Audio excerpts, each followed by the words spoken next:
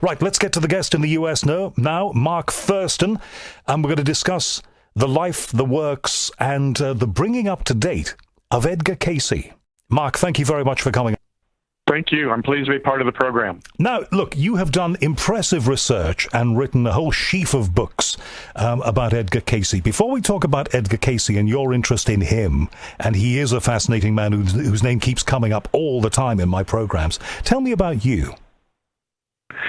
Well, my background's in psychology. When I was growing up, I was very interested in being a mathematician and a physicist. But I was also really deeply involved in my Protestant church and very interested in religion. And it seemed to me like these were two different parts of me that didn't go together very well. But when I was 18 years old and began to study parapsychology and metaphysics and spiritual psychology, I was able to find sort of a bridge between science and religion. Right, and that is even, for the most learned people all over the world that I've talked to on this show, that is an enormously difficult thing to do, isn't it? Because both sides, of certain factions on both sides, do not see those things as being connected. Well, maybe it's the challenge of our times. Not maybe the only challenge, but it is a challenge of our time, of how we can begin to have a deeper dialogue between spirituality and the physical sciences. And how do you think that might happen? Do you think that might happen if we discover a great power in ourselves, and that power is something that we would have attributed in the past to the power of God, and then suddenly we discover this enormous, nuclear energy and nuclear weapons are such a power. They are a power that we would have attributed in the past to God, but science has given us that power now. I think that can be part of it. I think as biological research deepens, I think we're finding out things about the way we're wired, the way in which neuroscience is beginning to show evidence for some of the things that mystics and profound meditators have talked about for thousands of years. I think there's lots of places where science and spirituality are getting into a deeper conversation. And it's strange you should say that, because I interviewed a couple of weeks ago Professor Michio Kaku, who of course is very well known around the world, and he was saying something very similar, that these fields are beginning in some ways to coalesce. Yeah, and I think physics has led the way. In many ways, a lot of contemporary cutting-edge physics begins to sound almost like mysticism. Mm-hmm. I was talking only last night on my radio show with a man here called Professor Jim Al-Khalili, who's the head of physics at Surrey University and a very well-known media figure in the UK. And he was talking about the exciting possibilities thrown up by quantum biology. Yes, yeah. And the fact that we will be able to zero in on, below beyond levels we've been able to see before, and perhaps detect things about ourselves, like the nature of consciousness, that we couldn't before.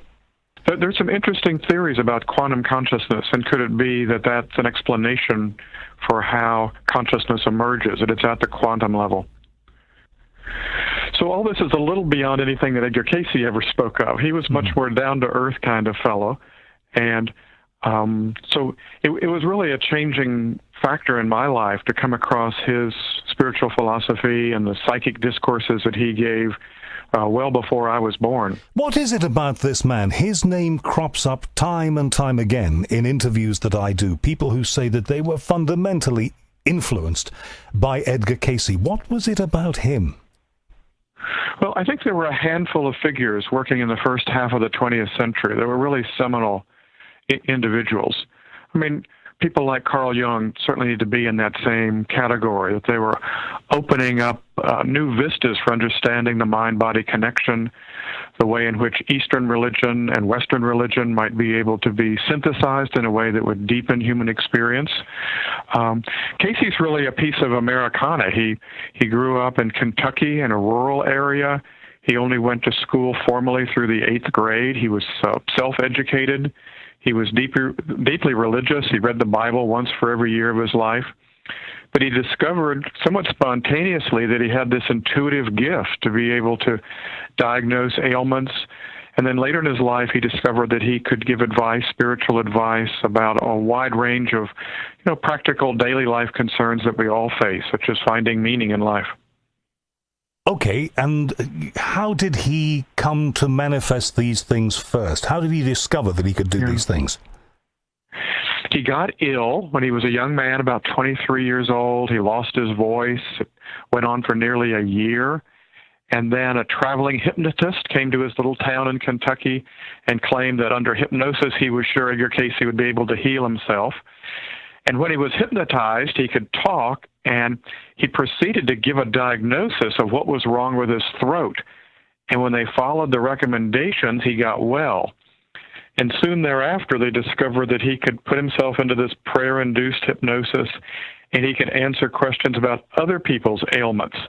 And these came to be called the physical readings that Edgar Cayce gave for thousands of individuals over a 43-year period. That's a hell of a thing to carry around with you, isn't it? How did he bear that if it is a gift, that gift? Well, I think it was so non-traditional that it created a lot of stress for him. He took a pledge himself that he wouldn't continue to do this if it ever led to harm for anyone.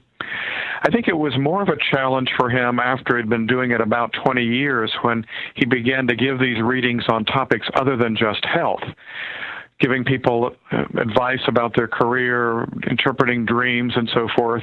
And subjects began to arise such as reincarnation, which did not really match with his conscious waking beliefs.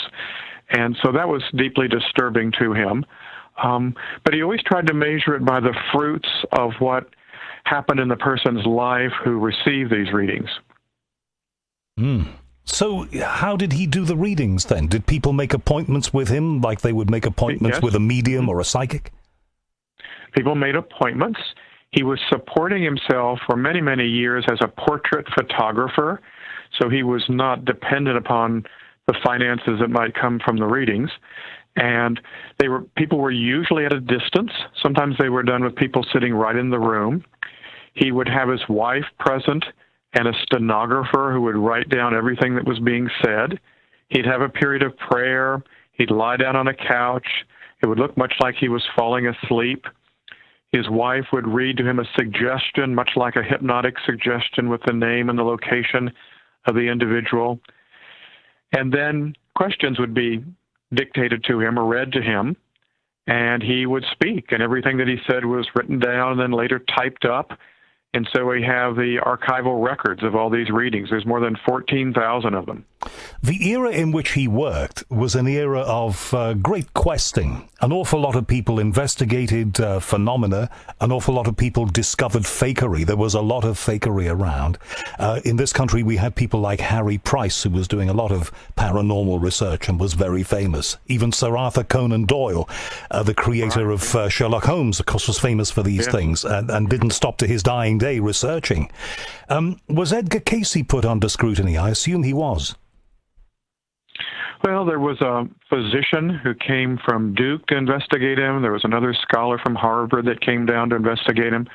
In the way that investigation would be done today with neuroscience and double-blind experimentation, there was none of that. I mean, that just wasn't the way research was done in those days. I guess if we're going to try to, retroactively do some science around this, we could take case studies. We could do it more kind of in a case-by-case method with the follow-up data we have, the letters from individuals. It might not be as convincing as modern science requires. I think maybe what's even more convincing are the way in which many of his recommendations could be applied in today's world. And in many of these instances, there seemed to be a beneficial effect, even a healing effect from some of his holistic health recommendations. And that's been a large portion of your work, and I want to get into that. But I wanted to try and get under the skin of this man a little more first. I mean, sure. in the parlance of today, and even in the parlance of his day, he would have been regarded, I guess, as a mystic, almost somebody like, I don't know, I mean, the Beatles went to see the Maharishi, and in the TV generation we have Uri Geller. And none of us has been quite sure what powers Uri Geller exhibits, what there is about him. But in terms of being different, it sounds to me like he was that kind of character for his generation. Well, I think he was a spiritual teacher in that regard. I think in contrast to Uri Geller, who, at least from my perspective, has been much more interested in notoriety and demonstrating the sensational. We never would have caught Edgar Cayce doing something like that. He was much more humble and quiet and out of the mainstream. He really wanted to just help people one at a time. And yet he gathered this reputation that holds people like you and many people that I've interviewed here awestruck. The reputation really emerged in the last 3 years of his life. There was a book published by a major New York City publisher. It was a biography. And there was also a magazine article that came out in a mainstream magazine about the success that people had over the years getting readings from him. And that led to a huge outcry of requests for reading. There were just thousands of requests coming in every month. And in many ways, he kind of worked himself to death. His own readings had counseled him to only give 2 per day. And he ended up giving 8, 9, 10, 11 readings a day, and his health began to deteriorate very quickly, and he died of a pulmonary disorder only at the age of 67 years old. Right, so if the man was a fake, he would enjoy his leisure time a bit more, wouldn't he, it would seem to me? Yeah, I think he probably would have been more financially successful as well. He lived very modestly. From your researches, can you think of any stories of people who were helped and how they were helped? Any remarkable stories that stick in your mind? Oh, I guess one of the most famous examples from his own era was parents who brought to him a young girl, she was 5 years old at the time, who had stopped her intellectual and cognitive development at about the age of 2 years old. So at the age of 5, she was still like a 2-year-old. And they had no idea what was wrong. And they asked Edgar Cayce for a reading. No physician had been able to help. And he went into his trance-like state. He seemingly was contacting something about her physical body or the condition of who she was. And he described how he could see clairvoyantly that she had had a fall and struck her spine when she was 2 years old, and it had created an imbalance in the vertebrae and in the cerebrospinal system. And he described how this had arrested her cognitive development. And then he proceeded to talk about certain physical remedies that needed to be done, including osteopathic adjustments and certain poultices and certain other treatments. And if they were followed, he held out hope that she could regain normalcy. And so the parents, have no other thing to hang their hope on, and so they proceeded to follow these instructions. And within 6 months, the girl had not only improved, she was actually beginning to behave as a normal 5.5-year-old girl would. Is this only documented in his own notes, or did other people keep records of what he did and how he did it? I mean, is the only record of this we have his? It's documented in the notes of the treating physician who was willing to work with Cayce's recommendations. We don't have, X-rays before and after. We don't have neurological workups and so forth. It really isn't, in a sense, a case history. But there's hundreds of these kinds of cases. And after a while, I think it begins to make a pretty convincing body of evidence, at least in terms of his capacity for giving physical health readings. Now, there are people who claim today to be able to do some of these things, and some of these people are quite famous, and some of these people are pretty well known and are never short of patients or clients or whatever you want to call them. But in Edgar Cayce's day, it was, I assume, a little easier to do these things. Today we are regulated. There are laws that stop people setting themselves up as healers and, people who claim cures for cancer and that sort of thing. This is all regulated by law. In his day, perhaps a little easier to practice. Yeah, although he was arrested once for practicing medicine without a license. He was in Detroit, Michigan, giving readings, and he got arrested. He was eventually released and sent back to Virginia Beach. I think it shook him up a little bit. He tried whenever possible to work in collaboration with physicians. There were a small number of doctors who had some faith in his ability and would send their patients to him. And for a short period of time, there was even the Cayce Hospital for Research and Enlightenment in Virginia Beach. It had an MD medical director and a nursing staff. And people could come there and get readings, and there were, health professionals that would follow the readings. But I imagine the fact that he was arrested, I mean, it wouldn't just have been on a whim. Somebody must have complained about him, so the man had enemies, it seems. Doing something that goes against the mainstream, we're vulnerable. And he was certainly doing something out of the ordinary. And as you hinted at the beginning of our conversation, all of this, he sounds like a very sensitive man, was taking a toll on him. Yeah, I think there was a physical toll in terms of the process he had to go through in giving a reading. As best I understand it, it was much like the higher energy body separating from the physical body, and that apparently that can be done for a certain period of time a day, and to do it more than that disrupts the electromagnetism of the physical body. It's really stark to see pictures of him in the last 18 months of his life and how much his health deteriorated. Up until his 50s, he looked like he was 10 years younger than he was biologically. And then by the time he's 67, he looks like an 85-year-old. Why didn't he stop? Well, he said he just felt an obligation. You know, it was while World War II was going on. There were literally hundreds, if not sometimes thousands, of requests coming in a week. Letters. He would sit and read these letters, and there seemed to be such profound need. And I think he just felt like he needed to try to do his best every day.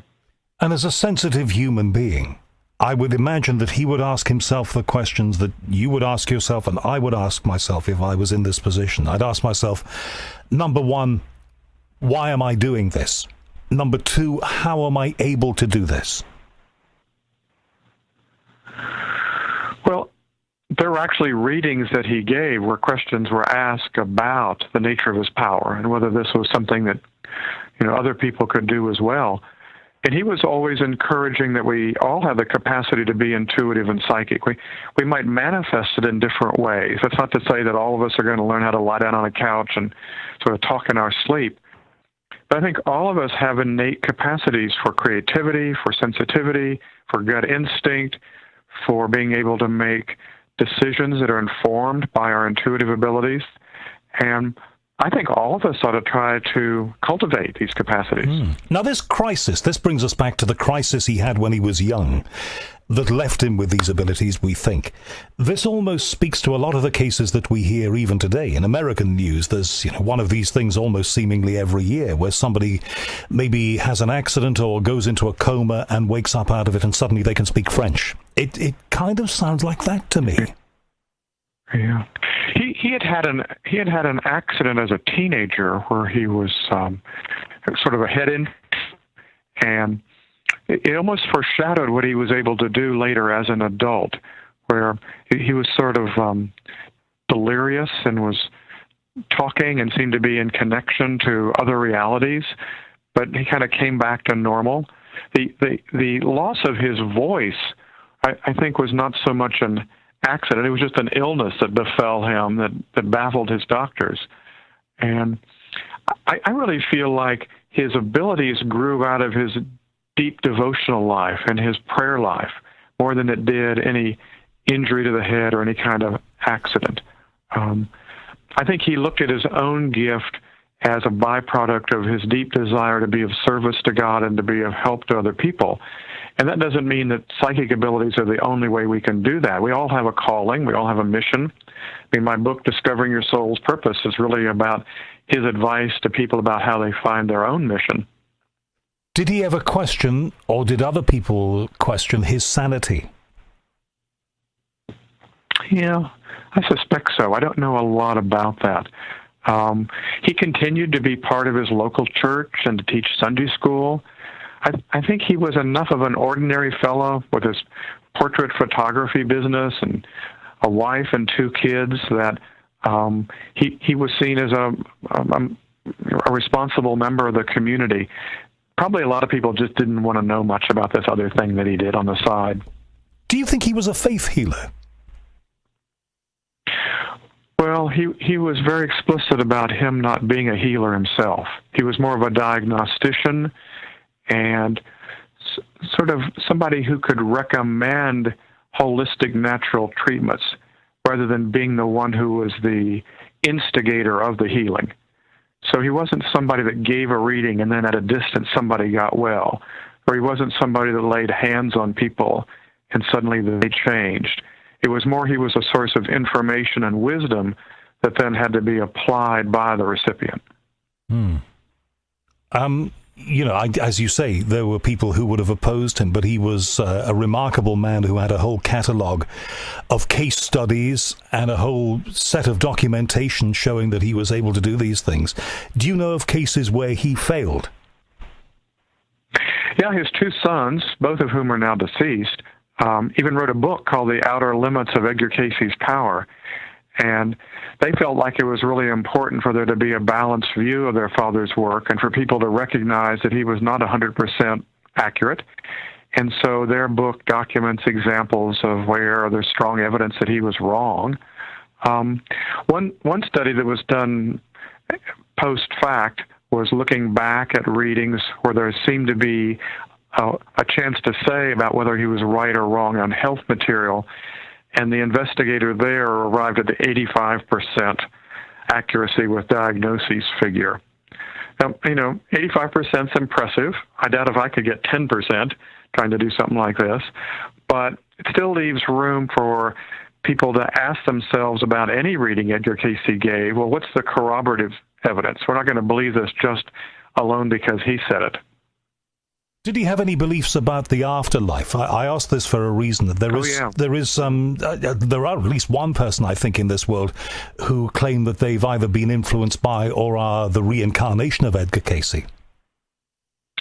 Oh, there's hundreds of people who've claimed to be the reincarnation of Edgar Cayce. I worked at the Edgar Cayce Center for 36 years. I bet I met at least 50 people in my years there who were absolutely sure that they were the reincarnated Edgar Cayce. So he had a strong belief in the afterlife. He reluctantly, as a conscious person, came around to accept this idea that was coming through his readings, that we are reborn in human form. His notion of reincarnation was always coming back as a human being. It's hard to find in the Bible. There are some passages that maybe are suggestive of the possibility, but that was a stretch for him to come around to accepting that in his waking life. But he was a strong believer that we survive physical death, a strong believer in the continuity of life.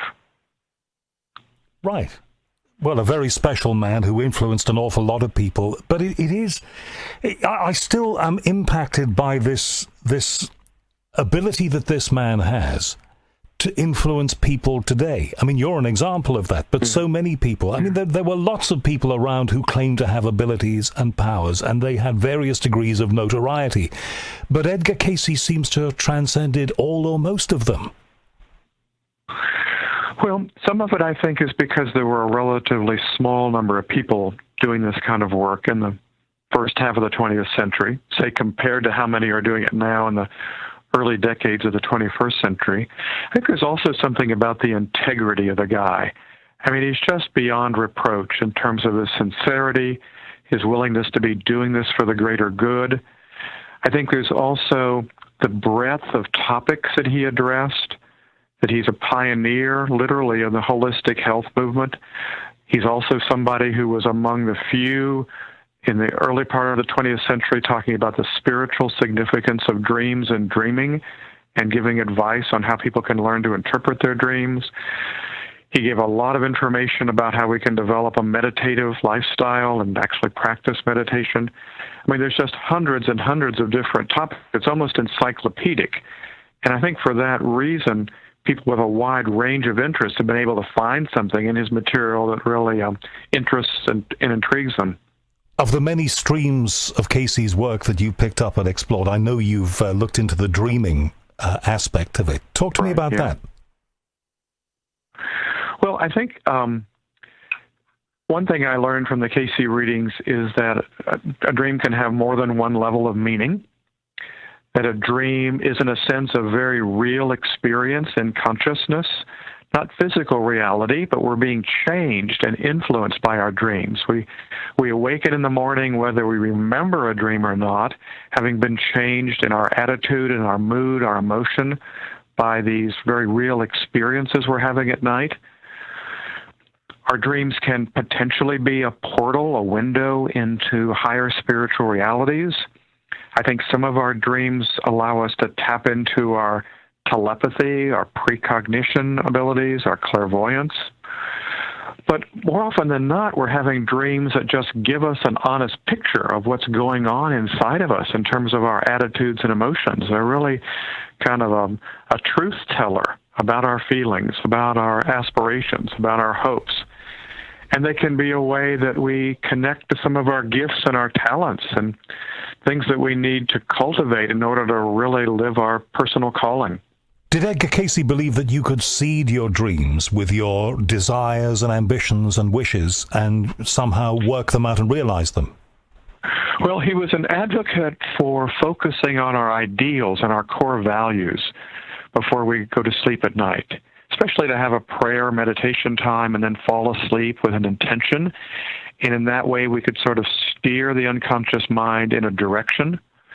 I don't think he wanted us so much to try to manipulate our dreams. We need to kind of trust that the unconscious has a certain wisdom of its own. But I like your word seeding in the sense of especially seeding it with intention or direction or a topic around which we'd like to have a dream. You say that he was influenced enormously. It's clear that he was by his own religious faith and perceptions. Yes, was he only able to help people who were religious? Did you have to be religious to be helped by him? Well, of the 14,300 and something readings that we have transcripts of, 2/3 of them are health readings. So that's roughly 9,000. And for those, I don't think religion or spirituality really came into play. And he gave readings to people of all faith traditions. Now, in his own time, in his own circles, the majority coming out of a Judeo-Christian perspective. But there were also plenty of people who were agnostic or atheistic who were getting physical readings. When it came to spiritual advice or the readings about life purpose or dream interpretation, I think in those cases one's faith tradition or one's beliefs are probably going to be much more of a factor. And I think that Cayce was, for people who were agnostic or atheistic, he was inviting them to see how their dreams were maybe giving them inklings of a higher reality, trying to give them a sense of foreshadowing of how there might be a life beyond the physical life. So he was proselytizing kind of indirectly sometimes with his interpretation of dreams. But I don't think he was ever trying to do anything other than just take people deeper into their faith, as opposed to trying to change their faith in the way he interpreted dreams or the way he gave advice in general. How was he regarded in other countries? I don't know a whole lot about that. Again, in his own era, I don't think he was known very widely outside of the United States. There were newspapers then, and stories would travel far and wide. It wasn't like today. I just wonder if his notoriety spread beyond, his own immediate area, his country. Yeah, I don't know. There was a famous article about him in the New York Times in 1910, focused on his clairvoyant abilities around health diagnoses. I think it's highly likely that got picked up in a lot of places around the world. It may very well have led to requests for physical readings, but I don't have statistics to be able to answer that question very well. I mean, his impact is enormous. Just having a scan on the internet today before we did this, there is an Edgar Cayce organization in the US, and there is one here in the UK from what I can see. So this man's name lives on enormously. Right. There's an Edgar Cayce Center in Shanghai. There's one in Tokyo. It really, in the years after his death, has really caught on. Quite a few of my own books have been translated into Spanish, into Japanese, into Russian. I mean, there's really been a widespread interest in his works in recent decades. Well, let's get on to you. First of all, what was it about you that made you want to open the book again, open the files again, and reinterpret this man's work and legacy? Well, I chose psychology as a career track. To me, that was something that might have the opportunity of sort of bridging these two sides of myself, one that was interested in religion and spirituality, the other interested in science. And I particularly focused my studies on humanistic psychology and what's called transpersonal psychology. And I became interested very early on in how people find meaning and purpose in their life. And so I studied different figures like Carl Jung and Viktor Frankl and others that have written about meaning making and the process of individuation and becoming a whole person. And I found in Edgar Cayce's advice to about 2,000 different individual people about how to find a life mission, a really rich system of thought. And so in 1984, I published a book called Discovering Your Soul's Purpose that had sort of the distillation of Cayce's advice about how people can do this. And then just this summer, a second edition of the book got published that has new exercises and I think more evidence about the efficacy of these methods. And when you talk about your soul's purpose, I've heard a lot of people talk about this. I remember sitting in a Swami's home in Bath in the west of England, a guy who'd come over here from India a long time ago. By then, this was the 1980s when I met him. He was one of the first people I ever interviewed as a student. And this was probably 1984 or so. He talked about this kind of thing. There are many people who talk about discovering the purpose of the soul. What am I here to do? What is my destiny? Yeah. It's a fascinating topic, but a lot of people have different takes on it. Well, the phrase to have a calling in life, I think, is one that has widespread usage. In a lot of ways, a calling for many, many centuries seemed to be isolated on people who felt a religious calling, maybe to join a monastic order, to become a nun or a priest. And then, particularly with the Protestant Reformation, there was an expansion to this idea that you could have a calling within any type of work or occupation that served the greater good. So somebody might say they had a calling to be a farmer, or somebody has a calling to be a teacher.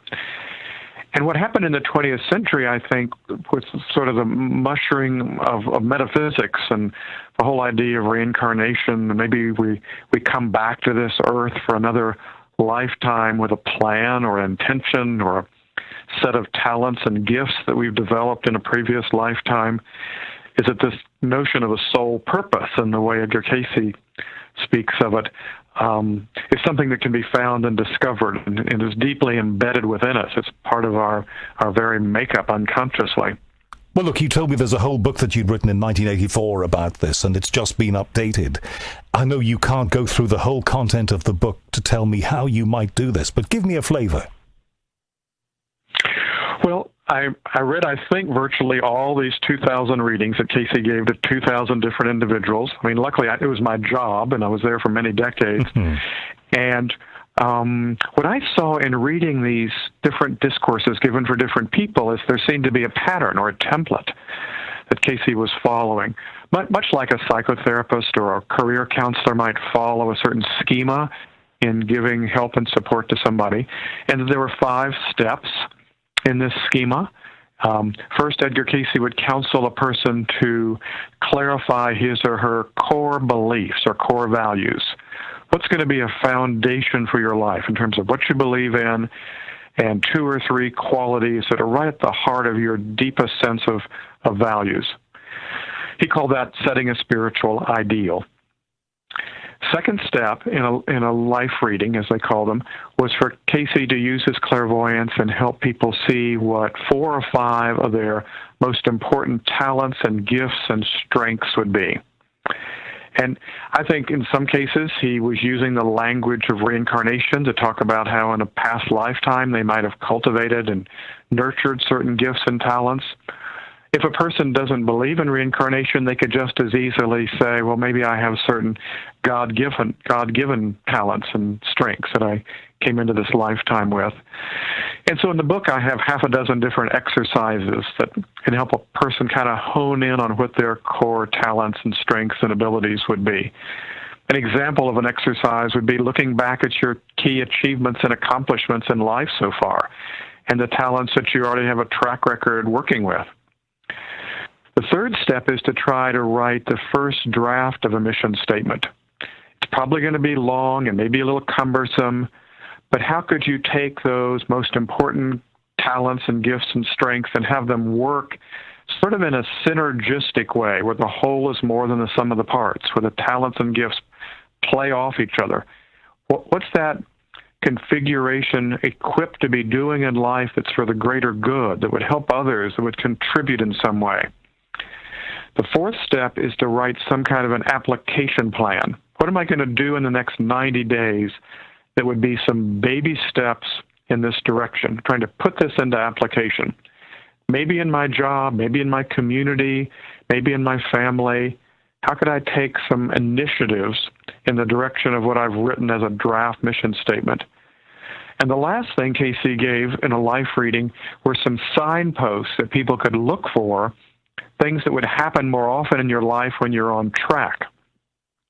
And when these things aren't happening, he basically would say, you got to go back and redo the steps, like a researcher. So you're saying that repeat and I'm sorry just to interrupt at this point. This is fascinating. You're saying that if you have your life plan and you stick to it, using the Edgar Cayce method, then you will get almost like having your essays ticked and approved and marked highly by your teacher. The universe will show you that you're on the right course. Exactly. He said there would be reinforcing signs. And I'll give you some examples. I think we need to be honest here and realistic and know that just because somebody knows and is trying to live their soul purpose, it's not like a bed of roses. It's not like everything just becomes easy street. Cayce himself, I think, was living his calling, but he sure had obstacles and he sure had difficulties. But, for example, there's more joy in your life when you really get on track with your mission, that's the emotion more than anything else that begins to happen more often in your life. He said that there would be more of a sense of flow in your life. That's actually a term that comes out of positive psychology in modern terms, where there's just a sense of sort of losing track of time and being so fully engaged in what you're doing. That I think this word flow is a lovely word to describe the feeling that comes with it. He suggests that there's also a frequency of synchronistic occurrences that take place, that there are signposts. The person that we need to meet comes into our lives, the resources that we need come, that there are these signs along the way to give us synchronistic reinforcement. Well, this is wonderful. So the universe is there to help you. The universe is there to guide you along the way. Your task is to find the set of railroad tracks that you have to be on, and then once you get on those railroad tracks, along the way you'll find help.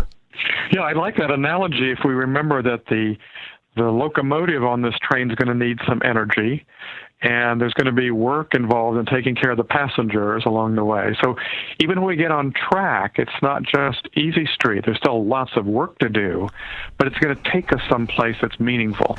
Many of us think that we have a purpose in our lives. You know, in some ways, I think that maybe I'm fulfilling mine by doing the work that I've done in radio over the years, because I felt that was what I was meant to do. But let me tell you, along the way, I have been knocked and kicked and thrown off track. People have been jealous. They wanted to stop me. And this is everybody's experience in life.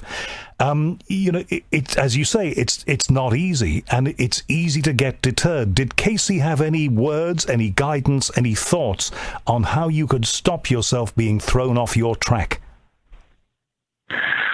Well, I think he was a big advocate of everybody who's trying to live their life's purpose, having a regular contemplative practice of some sort.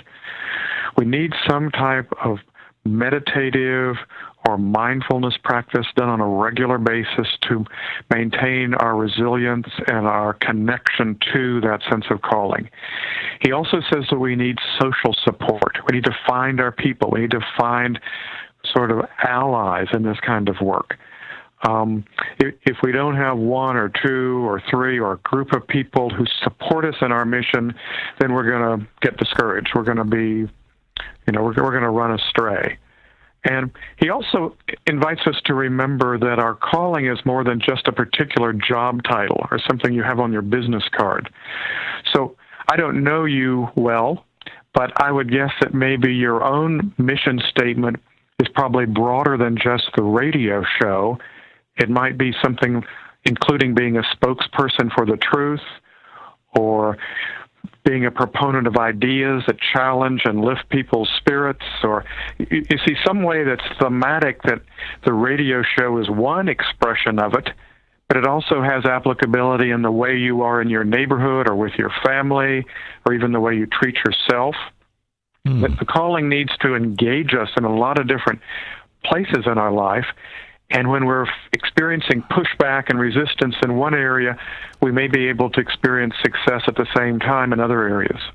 Right, so he has some guidance for us to find the kind of fortitude that you will need if you're trying to succeed. Let's leave me and my radio career out of it. If you want to be an artist or a musician, or you want to help bring food to the people who are without food, whatever it is, you have to find that fortitude, and there are ways to do that. We have to cultivate resilience, and I think we need to find our group and realize that our own purpose is connected with the purpose in other people's lives as well. What about people who commit terrible crimes, mass murderers and people of that kind? They clearly haven't found their calling, have they? I would agree. I think those people have gone way astray. It's sad. It's tragic. Did Cayce have any thoughts on how things go wrong? Well, I think for him, the nature of evil is a will to private fulfillment. When our intentionality is around our own well-being and not the well-being of the greater good. And I think we all have temptations around that. We don't have to become a mass murderer or a Hitler-like figure to have experiences of falling prey to selfishness. Every day we have to make a choice to be working for a greater good rather than our own private fulfillment. So the people who commit bad deeds or who behave in bad ways are giving in to something that is within themselves, that is beyond their sole purpose. They are, in other words, they're turning down the transistor radio of guidance in their life. They're refusing to hear it, and that's how they come off the straight and narrow path. Yeah, or they're tuned into a different channel, and the channel that would connect to their highest purpose. Was Cayce concerned at all with the whole question of good and evil? He was. He had a little bit different notion than just a demonic sort of, heaven and hell sort of thing. He felt like, in general, we need to be able to find that what we label as bad about ourselves is redeemable. That oftentimes what we call bad in ourselves or in somebody else is some principle that could be good that has gone wrong, and that can still be lifted and transformed through a kind of alchemy. The whole notion of turning lead into gold wasn't so much to be an external as it was an internal process.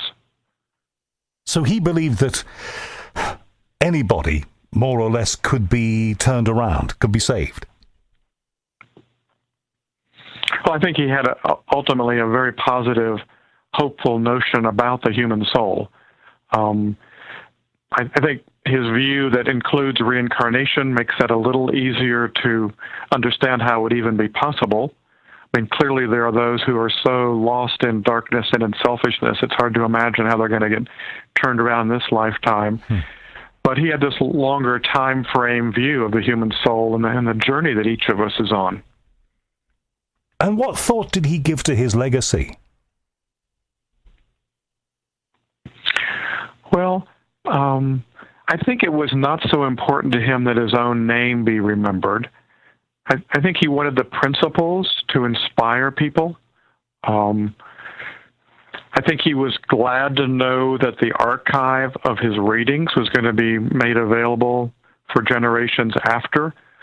But he really thought there would be people that would come after him, maybe giving further readings or perhaps just taking the principles in his readings and finding ways they could be applied to childhood education, to health care, to politics, to religious studies, and that it wasn't going to be important to him whether the name Edgar Cayce would be known or not. And if anybody was to ask you, Mark, what has Edgar Cayce done for you in your life, how would you sum it up in a very personal way for you? Well, I think his teachings have shown me how I can have a direct relationship myself with spiritual reality. He's taught me ways in which I can use my dreams to be a connection to a higher source. I've learned a method for meditation that's within my own Judeo-Christian background. He's given me some safe ways to begin to trust and cultivate my own intuition. He's helped me to be more of a heart-centered person and not just an intellectual, analytical person. It's really been transformational for me over the decades of working with his material. I think the thing I take away from what you said is the notion that I've heard before, and deep in my soul, I kind of believe, but sometimes life pushes you off course or causes you to question these things, that the universe is actually basically there if you have good intent, is there to assist you. So the bad guys don't have to win. In fact, it's not meant that the bad guys should win. I agree. He had a fundamentally clear sense that the universe is on our side, and that if we will align ourselves even internally with the forces of health and healing, positivity and service, we are sure to be able to find a response that puts wind in our sails. Is there anything we haven't talked about in this conversation that I've been looking forward to, and I'm glad we've had, that we haven't talked about? Anything that we should be bringing out? Well, I just encourage people to look more into this material. I mean, Edgar Cayce's last name is spelled in an unusual way, C-A-Y-C-E, and there's a great website about his work, edgarcayce.org, edgarcayce.org, and there's lots of free information there. Anybody that's interested can visit and learn about his work. What are you working on at the moment? I'm teaching college students at a big public university about mindfulness and about consciousness studies and about how they go about finding meaning in life, and it's very fulfilling work. And the generation that's coming up now, there are lots of people who say that this generation is lost. This generation is sunk in technology, doesn't think enough, is hung up on reality TV and all the rest of it. Do you have a message for people who think that way, who say that that's the case? Oh, my goodness. I have a lot of hope in the current generation. I think it's oftentimes us baby boomers that are more caught up in reality TV and some of these technological distractions. I mean, they have grown up as digital natives, as they're called. I mean, they're used to a digital, interconnected world. I think, though, that they are much more nimble and adaptable about putting together a spirituality that works for them and that draws upon the best of lots of different faith traditions. I think there's a willingness to see that their own career and their own way of living their life's purpose is probably going to morph many times over the course of a lifetime. And I'm really hopeful about what they've come to offer the world and the leadership that they're going to give us. Any more books in the pipeline? Oh, I guess I got another one on dreams yet in me. I've published 2 about dreams, but I think I'd like to tackle that as a next challenge, sort of the spiritual dimension of dreaming. Okay. One last thing to ask you. I've done 2 interviews about mindfulness, one on the radio, one on my podcast. The government here even was very keen on young people to learn mindfulness, and it's a buzzword now that you read in papers all the time. I think some journalists write about it, and they don't really know what it is. How do you define mindfulness? Well, to me, mindfulness is a capacity of the human mind to stabilize itself and to be able to be present in this moment in a way that has beneficial physical effects, that helps with stress management. And then once we can stabilize the mind with mindful practice, such as breath attention, then it allows us to open the mind in a deeper kind of meditative tradition where we can tap into creativity and wisdom and resources of understanding and meaning that really allow us to change and transform the world. But first we have to use mindfulness to learn to quiet a mind that jumps around and that is so easily distracted and is caught up in sort of self-sabotaging thought and emotion patterns. And the problem is, isn't it, with a life that is crammed, most of us, even those of us who are older than today's, in inverted commas, young generation, our life is crammed with gadgets and gizmos to distract us from all of that. It's a big task, isn't it, that we all face? It is. We have to set aside, though, 5, 10, 15 minutes a day and make it just as important as our meals. We wouldn't skip lunch, probably. And in the same way, we need to have an attitude, I'm not going to skip something that gives me my mental and spiritual hygiene and nourishment. I guess down the years I've worked with a few people who used to say, I'm going to get some me time. That's what they used to call it. Yeah. All right, Mark, listen, thank you very much. I've really enjoyed this conversation, and thank you for explaining about the lifetimes and work of Edgar Cayce to me. I knew a little, but I didn't know clearly nearly enough, and now I know a lot more. And thank you very much. Thank you. I appreciate being on the show. And if people want to read about you, do you have your own website? Yes, it's just my name, markthurston.com, and it's got a link to the new book. It's got a place they can leave me a message. They can put their name on my email list, and I send out free resources occasionally about an article I've published or a video of a lecture I've given. So it's just markthurston.com. Well, good luck in all the work that you do, and I guess there's a time difference between the two of us. Have you got a day of teaching ahead of you now? Oh, it's summer semester. I'm getting ready for the autumn courses. Okay. Well, good luck with your prep. Thank you very much, Mark. All the best. You. Thank you. Bye-bye. Thank you. Bye-bye. Bye-bye now.